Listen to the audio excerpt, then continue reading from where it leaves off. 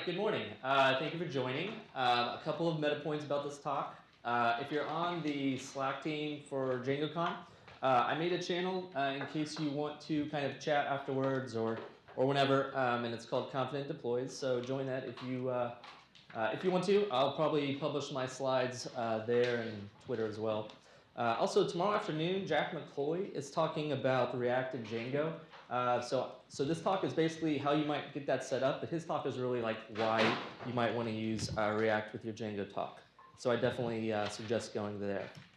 Before we begin, I have a small secret. Last year, we were beginning to build a new React application at work. We had just hired our first front-end developer, and it was on me to figure out how to make our Django application work with Webpack, because he was gung-ho about using Webpack, and we knew that it was probably the way to work, the way to move forward with our application. So the ideas that I'm going to present are not my ideas. The code I'm going to present is not my code.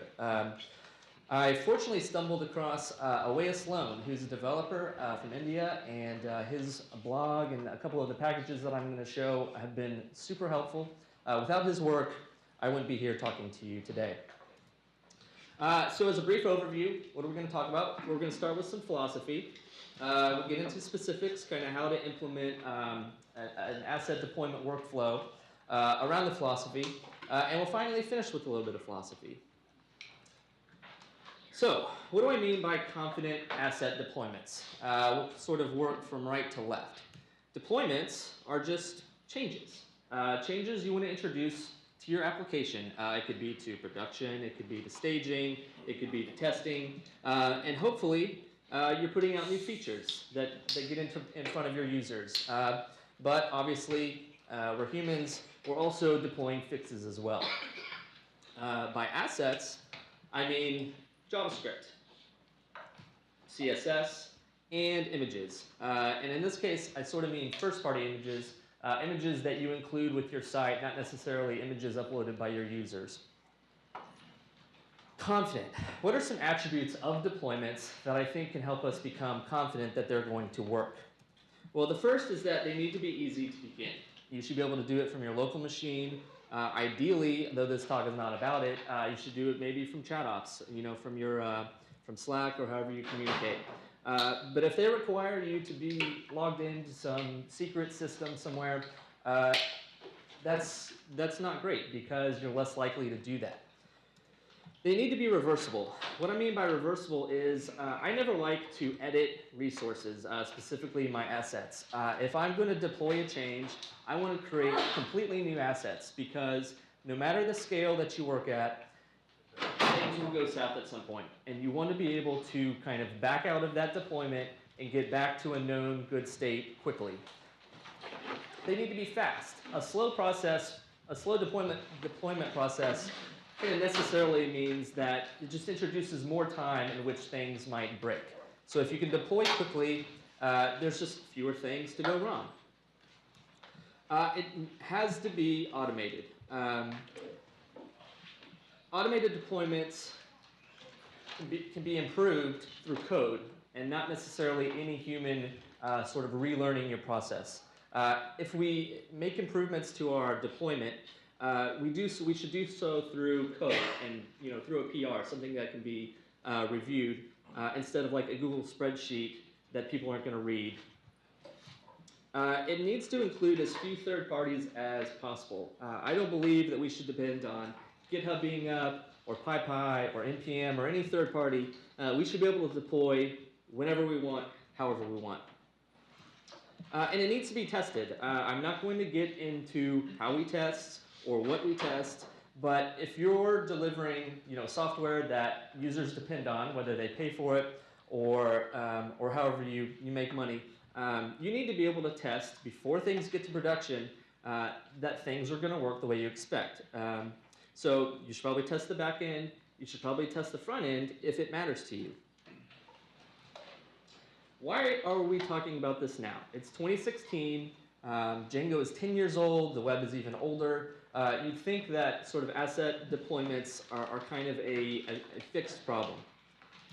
Well, the tool chains have improved, and specifically on the JavaScript side of things.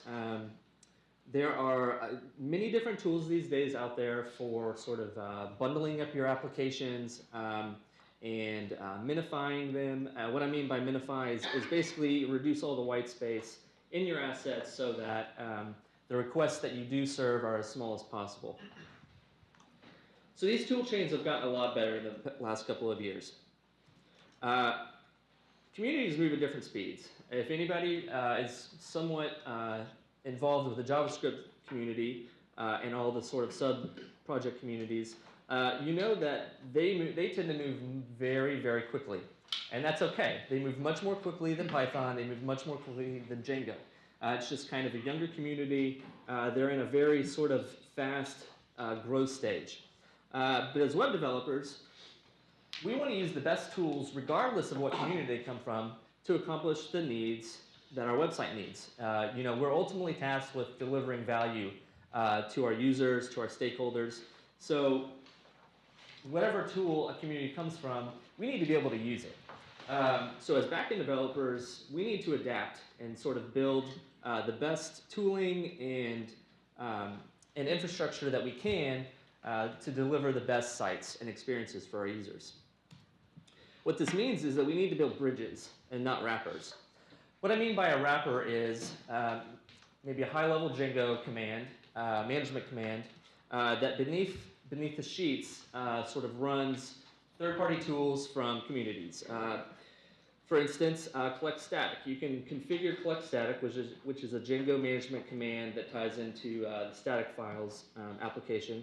That can be sort of coerced to when you run it to eventually post-process your CSS, to minify it, to post-process your JavaScript, to sort of concatenate all your JavaScript files into a single file and minify it. But I'm going to take the stance that this is the wrong way to do things. Because the toolchains have improved, I think we need to work more towards building bridges between your system for building your front-end applications and Django. And so rest of this talk, I kind of want to demonstrate how we can do that. So what does this look like from a code perspective? I've gotten kind of a third of the way through the talk, and I haven't mentioned Webpack at all. So Webpack is a system for bundling all of your modules, specifically on the front end. So these days, we can build our front end with a great many tools and tool chains. So this picture I think is actually great. This is from webpack.github.io, and it's the picture you see when you first start learning about Webpack.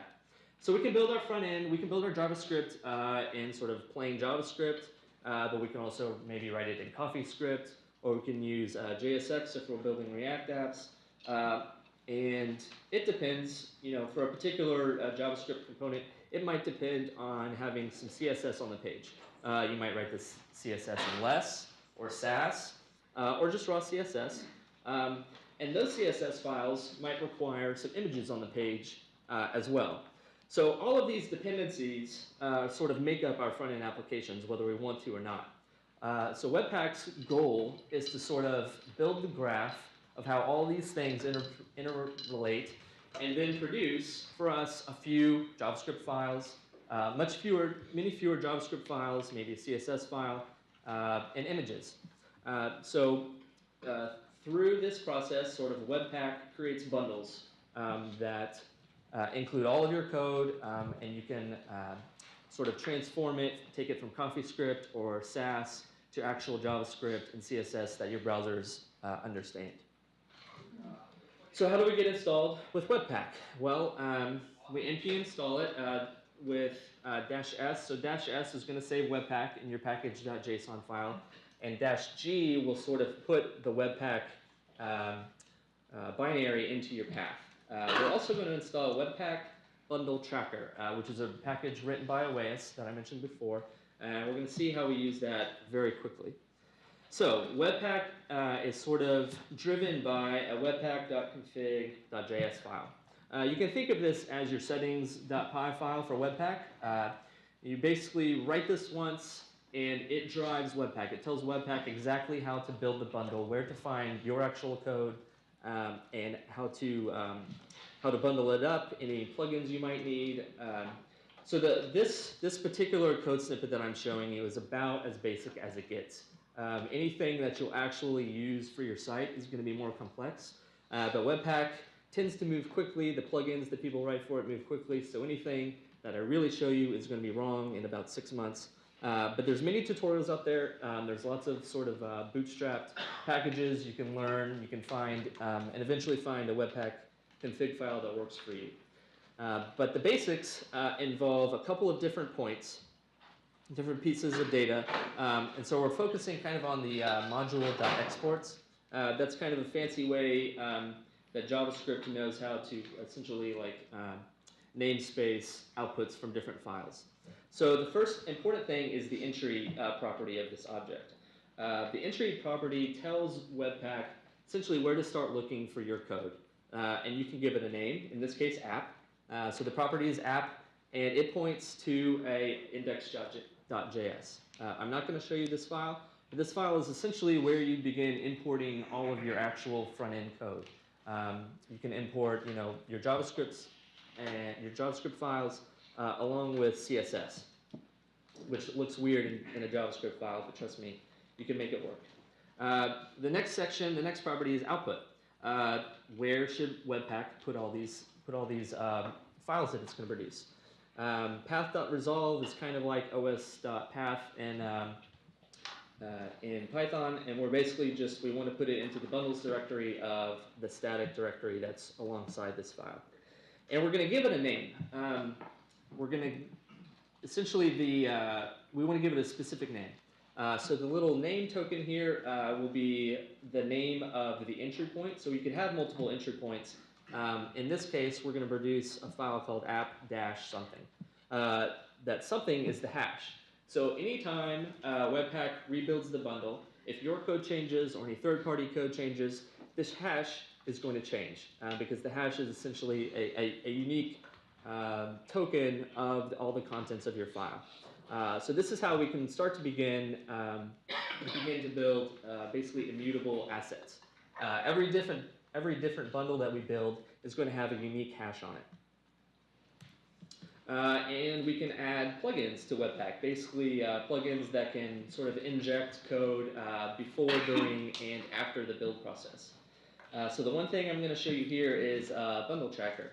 So bundle tracker just needs to be given a file name, and we're going to write essentially the statistics of how the build is proceeding to this WEBPACK-STATS.JSON file. I think in the React to Django talk later tomorrow, Jack will talk more about the loaders, but fortunately I don't have enough time, and that's where lots of the magic that Webpack can do comes in. So to build the bundle, we just need to run Webpack and pass it the config flag and pass this file as the config flag. What this does is build the bundle, and it also writes out this because we defined the bundle tracker plugin. It writes out the WEBPACK-STATS.JSON file. That file is just a small, tiny snippet of JSON, and it basically has the status. During the build, the status is building, but when it's done and it finished successfully, the status says done. And it also writes out chunks. So in this example, the only chunk it wrote out was the app, basically the name of our entry point. And so it has the name of the file, and like I said, it's app-some hash. And it also has basically the full path that it wrote the bundle to. So this kind of encapsulates the entire knowledge of what Webpack did. It's not the bundle itself, and I'm not going to show you the bundle because the bundle is just a bunch of JavaScript and whatever, and it really depends on your site. But this encapsulates what Webpack did, the actual assets that it produced. And if you get this far, congratulations, because it can be difficult getting to the point of actually making Webpack do what you want it to. But I promise it's worth it. So what are we kind of dealing with on the file system? Where do things live? So manage.py is a highlight. It's our interface into Django management commands. Next to it is this webpack.config.js file. when we run Webpack and execute a build, it changes WEBPACK-STATS.JSON. It changes the content of that file, but the name of the file just stays the same. And then next to it, we have our static directory, and our file that contains our JavaScript is index.js, and it builds the bundle into the bundles. I would suggest ignoring the bundles directory. It's usually good practice with version control systems to not version control build artifacts. And then in the app/app directory, that's the rest of the Django. That's the rest of your Django project. So your urls.py, all of your applications that actually sort of implement your backend logic. So we actually want to get this. We want to reference this file in our templates because we've just built our assets. We need to reference them in our templates. So how will we do that? One way to do that is to use kind of the static files, the static tag. And everybody's probably seen this. This is how, for a very long time, this is how we referenced front-end assets. So behind the scenes, the static files application basically provides a way for you to organize all of your assets and then reference them in templates without hard-coding your paths or anything like that. The problem with this is, though, that every time we run a Webpack build with changes, we're going to get a different hash. So if we forget to kind of update this HTML document, we're never going to reference the new bundle, which is bad because we're going to get very confused. We thought we fixed this JavaScript bug, but we didn't change our template. So users don't actually get linked to this new script. So errors continue to happen.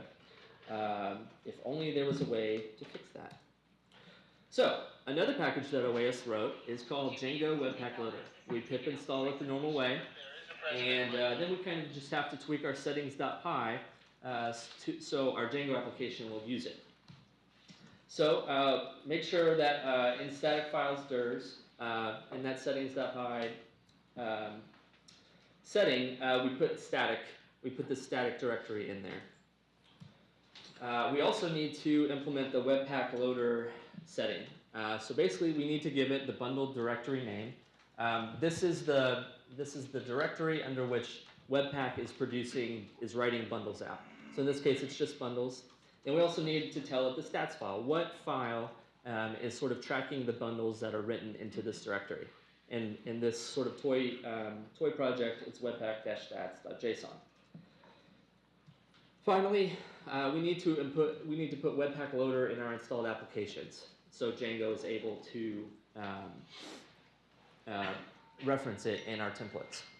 So how do we get the built assets into our templates a sane way? Well, now our index.html looks a little bit different. We can load the render bundle tag from Webpack Loader, and then when we need to render the actual script tag, we don't have to write a script tag ourselves. We use this render bundle tag, and behind the scenes, it will produce the correct script tag for us. If we were able to produce CSS bundles, it would produce the right link to our style sheets.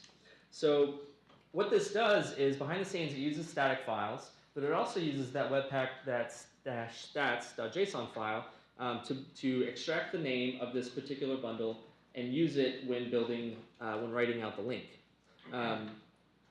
So when we're deploying, all we need to do to deploy to production is run a new Webpack build, commit the changes that occur in the stats file, but none of our templates need to change.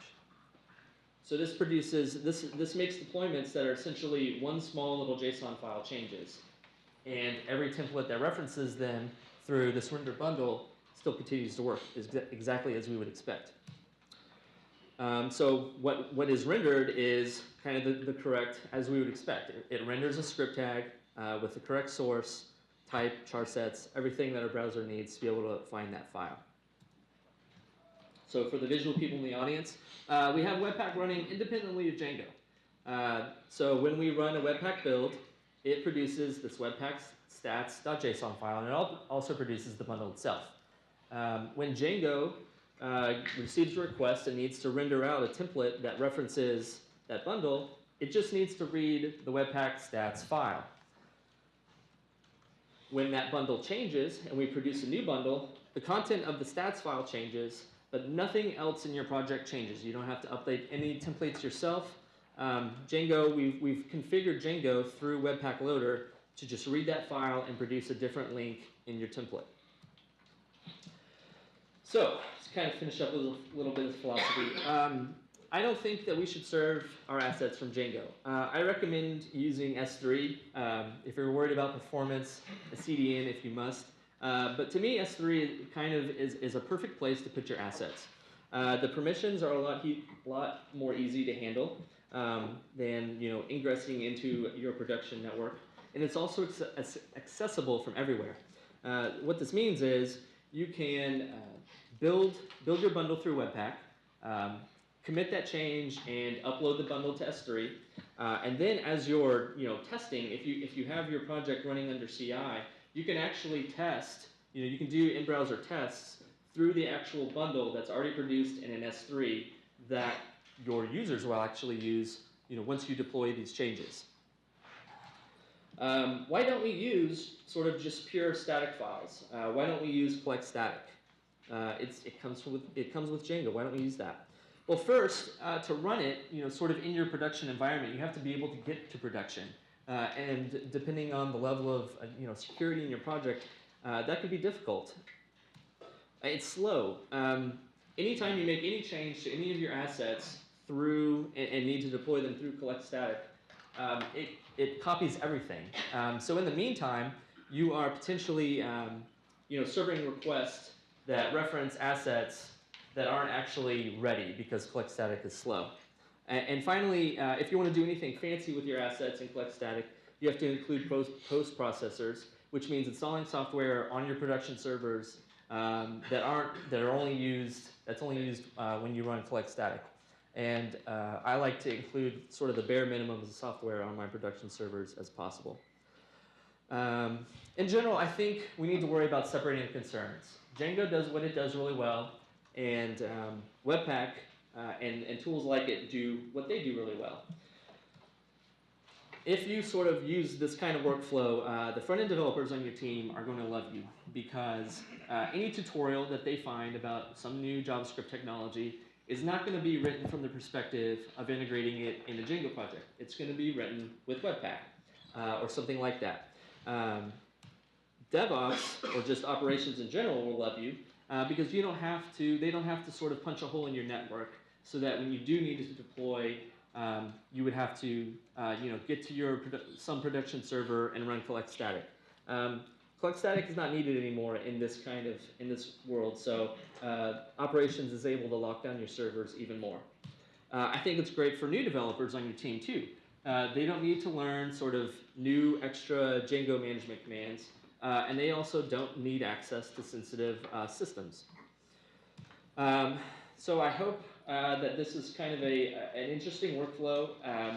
It might not work for your team, but I hope you kind of think about the philosophical points that I'm trying to make about building better workflows for not only back-end developers like ourselves, but also the front-end developers on our team. Thank you.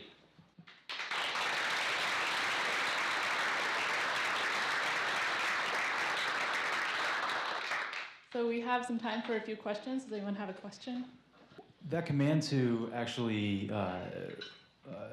get the hash, or to change that JSON file that holds that hash that Django Webpack uses in the templates to bind that that bundle. Can you just pass in anything? Like, could you pass in like the actual hash? So in case I wanted to deploy or to use a environment variable, instead of changing a JSON file, instead of having that commit in there to do the deployment, I could just pass in a variable, and that would just kick off my deployment. That's a great question. What I would say is, so the hash is dependent on the contents of your file, and you might not know what that's going to be until you build the file. But you could use that stats file in other ways. So you could use that stats file, maybe upload it, to a build server or something like that, and it could reference that file if that makes sense, and sort of introduce an environment variable into your machine or something like that.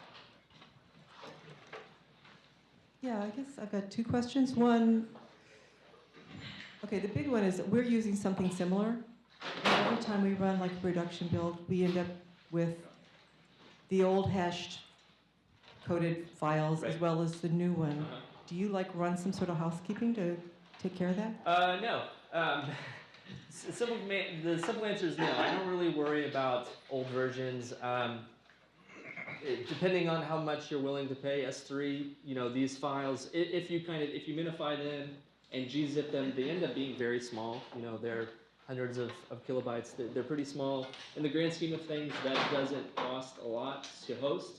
Right. So no, I typically, I don't ever delete built bundles just because I don't want the off chance possibility of somebody referencing that in a page somewhere and it not actually existing. And so like when you're doing development, do you use a separate Webpack config so that you're not creating these hashed things? Yes, yeah, I didn't show that, but there's a way to basically, in development, build just a app.js file that only lives on your machine. Right, with your settings files. Yeah, with the Webpack config along with Django's config, you can make that so it transparently it works the same, but you're not building separate bundles all the time in development. And final question, Yep. you were saying that this is reversible. Is that reversible because you've got the hashed or because you're using some sort of configuration management system so you always can go back to an earlier build and redeploy it? It depends a little bit on your deployment process, but what I meant by reversible is because we never delete or edit existing files, we just produce new ones. If we produce new ones that aren't correct or something gets gummed up in your deployment process, you can always maybe revert to master and deploy things that exist that you know work. I have a question. So Django's nature is to keep static files inside application folders and to have multiple applications. Yep. Have you handled this? Yeah. So the setup I showed here was a very toy, and I probably need to write sort of how we actually do it at work. But what we do is that we have multiple entry files for the different aspects of our site, and so we ended up having multiple stats files. And I didn't show it, but the Webpack loader settings and settings.py, you can actually build it as a dictionary, kind of like your databases, kind of how you specify databases. And so you can specify sort of each stats file and have kind of different aspects of your site built as different bundles. We need to prepare for our next speaker. So if you guys have any more questions, I'll be right outside.